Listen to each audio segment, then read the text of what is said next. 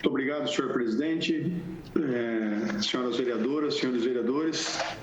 Quero deixar claro que eu hoje estou fazendo aqui participando da sessão ordinária de forma remota, em razão de ter sido detectado na data de ontem que eu fui infectado com coronavírus, com Covid.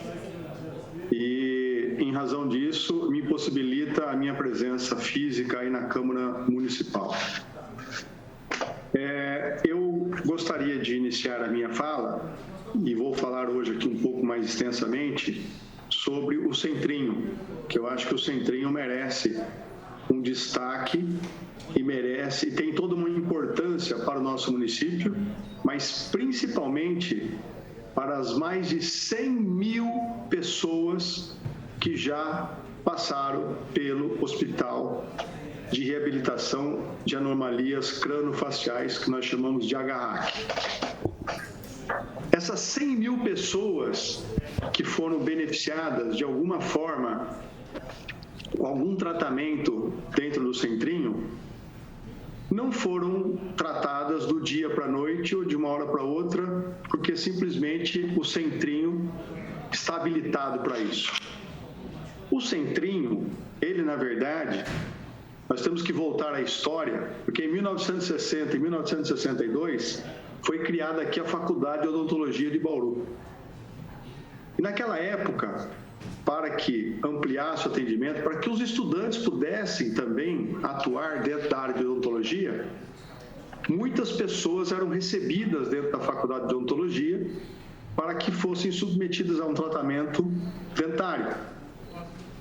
E aí, durante essa época, começaram a surgir pessoas, com fissuras labiopalatinas. São aquelas fissuras que deformam a boca, que deformam o céu da boca, que as pessoas têm uma deformidade facial bastante visível e aparente. Aí, em 1965, 1967, alguns professores dessa faculdade de odontologia resolveram criar, dentro da faculdade de odontologia, um centro, que a gente chamava de Centro de Pesquisa e Reabilitação de Lesões Labiopalatais. Quando foi criado esse centro, homologado inclusive por ata de reunião da fundação, é por isso que deu o nome de Centrinho, porque as pessoas que tinham essas fissuras labiopalatinas eram encaminhadas para esse centro de pesquisa e reabilitação para que fossem submetidas a uma análise e uma avaliação por parte daquela equipe. Muito bem. Então, a história é do passado.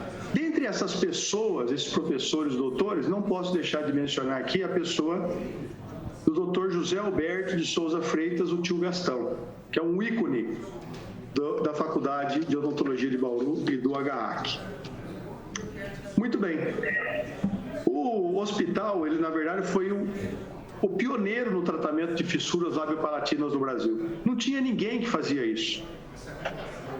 E aí, em 1976, o então governador do estado, Paulo Egídio Martins, modificou o regimento geral da USP por meio de decreto, criando o Hospital de Pesquisas e Reabilitação de Lesão Labiopalatais, hoje o HRAC.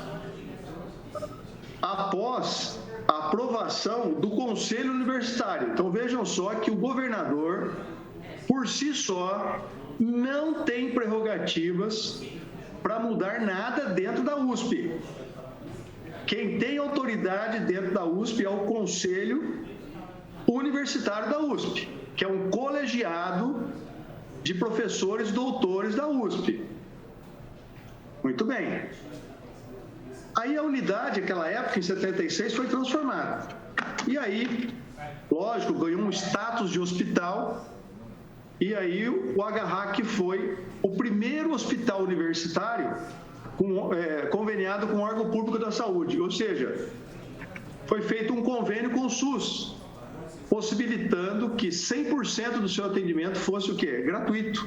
E de porteira aberta, ou seja, de portas abertas, para que as pessoas pudessem chegar ao Centrinho, chegar ao HRAC com a fissura que eram portadores e submetesse a um tratamento. O que se faz hoje, o que se pretende agora no futuro próximo, só adiantando, com alguma OS, vai ser por meio de regulação. Nós sabemos que regulação, mas nem pessoa com apendicite em estado grave consegue cirurgia hoje aqui em Bauru. Ninguém consegue. Tem que submeter ao crivo da organização social que administra os hospitais aqui. Bom, em 1988, o hospital recebeu aí a denominação de HRAC novamente, porque houve uma mudança, tudo. E aí abriu-se oportunidade para uma série de pesquisas. Tudo isso que eu estou falando, quem tiver curiosidade, vai lá no site do Centrinho, procura no Google, que vocês vão achar toda essa história aqui, que é muito interessante, muito comovente.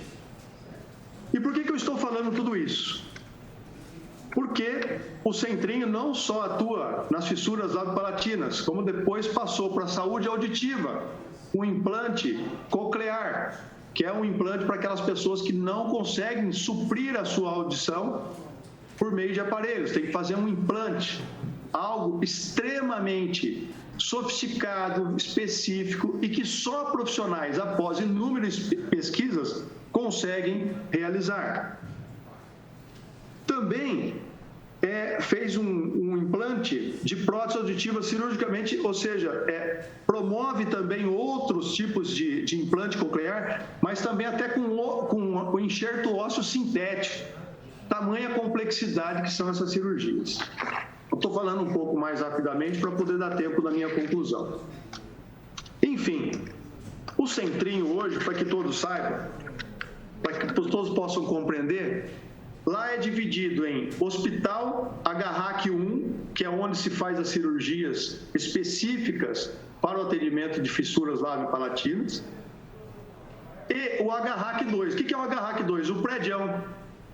Acontece que foi criada a Faculdade de Medicina aqui em Bauru, da USP, pelo governador, por pedido do governador, porque o Conselho Universitário que aprovou.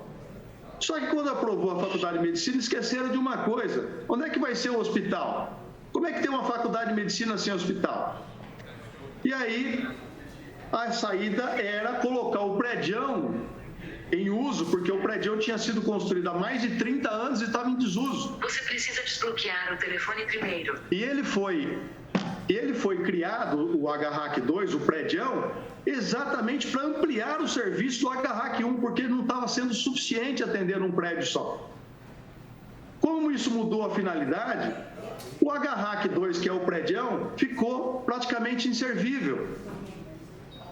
Com a vinda da Faculdade de Medicina, lógico que o prédião tem que ser usado. Como o quê? Como Hospital das Clínicas. Só que o Conselho Universitário da USP, por uma deliberação em uma ata em 2014, ao que consta, segundo a vereadora Estela, tem esse documento em mãos, com o número de conselheiros insuficientes para tomar uma decisão dessa natureza, eles decidiram passar tudo isso, que é o HRAC 1 e o HRAC 2, ou seja, o combo HRAC da USP, para o Estado, para se livrar de uma despesa. E colocando na lata de lixo, todos esses anos, desde 1960, as pesquisas que foram feitas, as qualificações de profissionais competentes que passaram pelo Centrinho e que ainda tem como referência o Centrinha na recuperação de pessoas com fissuras labiopalatinas. Que absurdo! Uma deliberação de um grupo de pessoas acabar com toda a história, com todo o acervo histórico e com todo o acervo de pesquisa científica. Tudo por causa de dinheiro. Que custa muito caro. É lógico, um hospital de excelência que é referência para o mundo, ele tem um custo, mas tem uma finalidade de tratar as pessoas. Mas esse custo, ele tem que ser ignorado diante do tamanho de benfeitorias que ele traz para inúmeras pessoas. Sabe o que pode ser feito? Vou dar uma sugestão. Separa HRAC 1 e HRAC 2. O HRAC 2 é o prédião. Passa ele para o Estado e transforma ele em Hospital das Clínicas. E o Agarrac 1, que é o Centrinho, mantém as suas atividades, mantém a tradição, mantém a pesquisa, mantém tudo que foi feito ao longo desses anos. É simples. Agora, entregar o combo Agarrac 1 e Agarrac 2 para o Estado, por simples questão de economia, me desculpe, Conselho Universitário, vocês estão jogando tudo aquilo que nós construímos aqui ao longo desses anos no lixo, desprezando e menosprezando todos esses profissionais que se dedicaram ao longo de suas carreiras em razão dessas anomalias. Pelo amor de Deus, voltem atrás, tomem uma medida correta, sensata. Vocês têm possibilidade de retornar e deliberar no sentido contrário, sim, diferente do que o reitor da USP veio aqui e falou. Nós precisamos avançar. Avançar significa prejudica o que está prejudicado e dane-se, vamos fazer daqui para frente. Me desculpe, senhor reitor, o senhor está pensando só no senhor e na USP, porque o senhor é o reitor agora. O senhor não está pensando nas pessoas, nos funcionários e no número de pessoas que ao longo desses anos se dedicaram exclusivamente para essa finalidade, de tratar pessoas com esse tipo de fissura. O senhor não se preocupou com isso. Então, eu conclamo aos nobres vereadores, conclamo ao governo do Estado e que peço hoje que na Assembleia Legislativa o deputado Gianazzi consiga, por meio da Assembleia, reverter esse caso. Eu acredito que eu terminei meu tempo, né, vereador? Acabou o tempo. Obrigado. Eu peço minha inscrição nas explicações pessoais, porque eu tenho a falar sobre iluminação pública e tenho a falar também sobre distância de segurança de postos de combustíveis.